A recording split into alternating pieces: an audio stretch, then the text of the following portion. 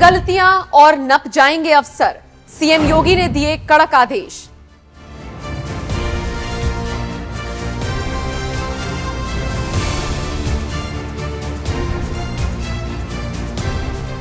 नमस्कार, मैं हूं आपके साथ नम्रता।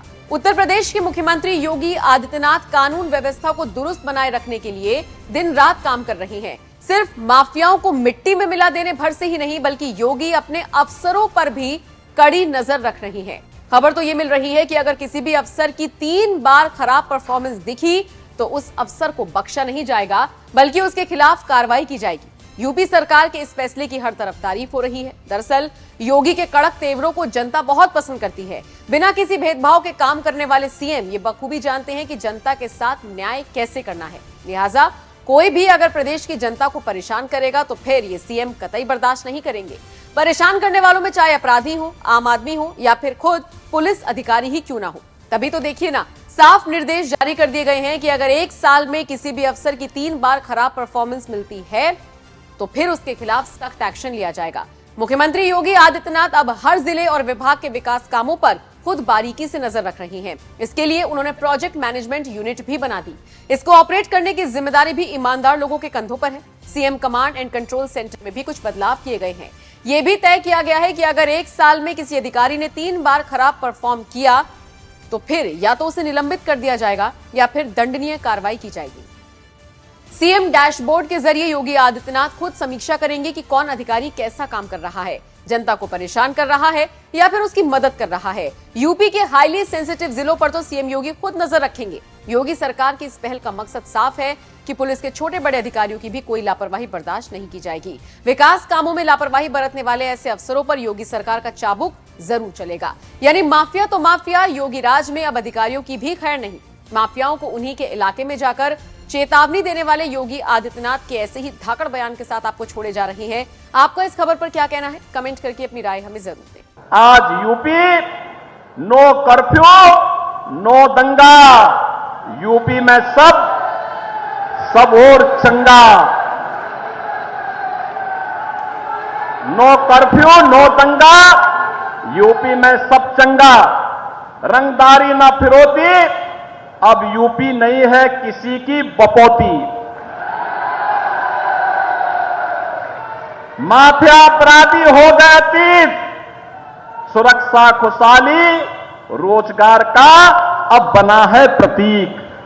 और इसलिए भाइयों बहनों, अब उत्तर प्रदेश कर्फ्यू नहीं, कांवड़ यात्रा की तैयारी के लिए उत्साह के साथ आगे बढ़ता है। अब उपद्रव नहीं, उत्साह हमारी पहचान है। अब माफिया नहीं, महोत्सव हमारी पहचान है। और उस पहचान को और मजबूती के साथ जमीनी धरातल तक पहुंचाने के लिए आज भाइयों बहनों, आप सहारनपुर से मैं आया हूं। प्रचार की शुरुआत ही सहारनपुर से कर रहा हूं। मां शाकंभरी का आशीर्वाद मिले, माता बाला सुंदरी की कृपा हम पर बरसती रहे, चारों ओर खुशहाली रहे, हर व्यक्ति सुरक्षित रहे। और इस दिश से आप सबसे अपील करने के लिए मैं आया हूं। इन्होंने एक कार्यकर्ता के रूप में जिस निष्ठा के साथ कार्य किया, और आज जब भाजपा ने एक अवसर दिया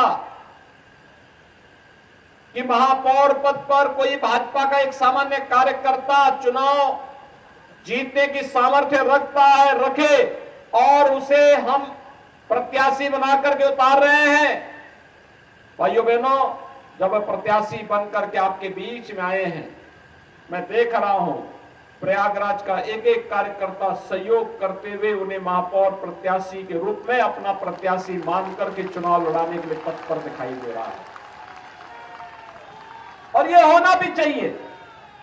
जिस कार्यकर्ता ने अपना जीवन समर्पित कर दिया हो विचारधारा के लिए, संगठन के लिए, अगर उसके लिए सभी लोग मिलकर के कार्य करके अगर उन कार्यक्रमों को आगे बढ़ाने का कार्य करते हैं तो भाइयों बहनों, ये नए कार्यकर्ताओं के सृजन की एक शुरुआत होती है। नए कार्यकर्ताओं को भी अवसर प्राप्त हो सकता है और भारतीय जनता पार्टी इन्हीं नए कार्यकर्ताओं को जोड़ने की पार्टी है। यही भारत का लोकतंत्र है, यही भाजपा का लोकतंत्र भी है। आज भारत दुनिया के अंदर कह सकता है कि हम न केवल दुनिया के सबसे बड़े लोकतंत्र हैं, बल्कि लोकतंत्र की जननी भी है। लोकतंत्र को हमने पैदा किया है, ये भारत गर्व से कह सकता है। और वह तब जब प्रधानमंत्री मोदी जी के नेतृत्व में वर्तमान में वैश्विक मंच पर भारत की प्रतिष्ठा बढ़ी है। भारत आज आजादी के अमृत काल के प्रथम वर्ष में G20 के समूह की अध्यक्षता कर रहा है प्रधानमंत्री मोदी जी के नेतृत्व में।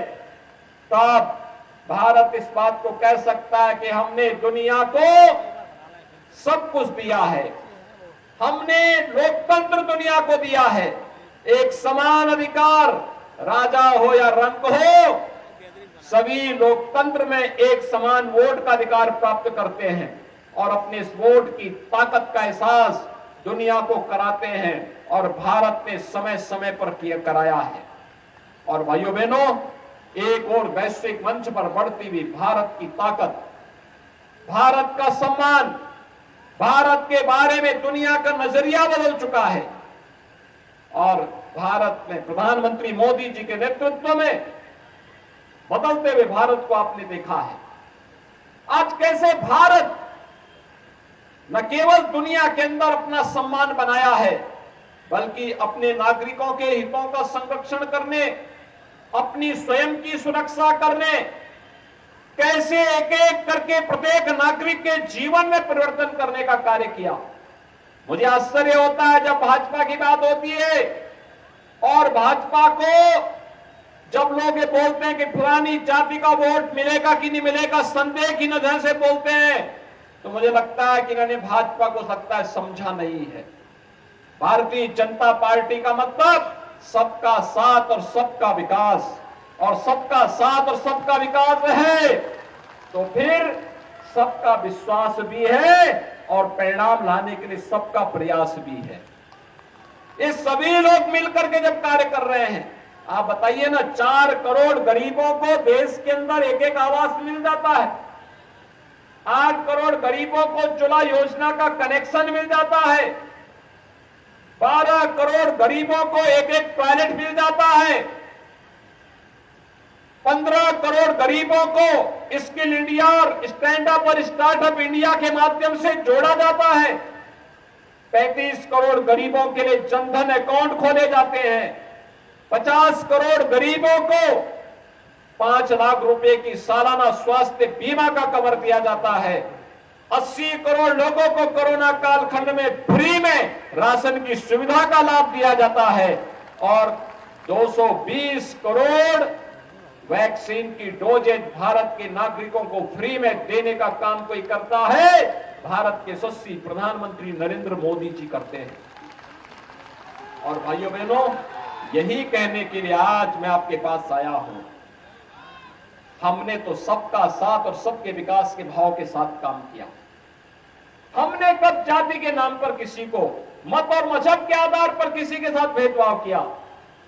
लेकिन हमने तो तुष्टीकरण को कभी प्रोत्साहित नहीं किया।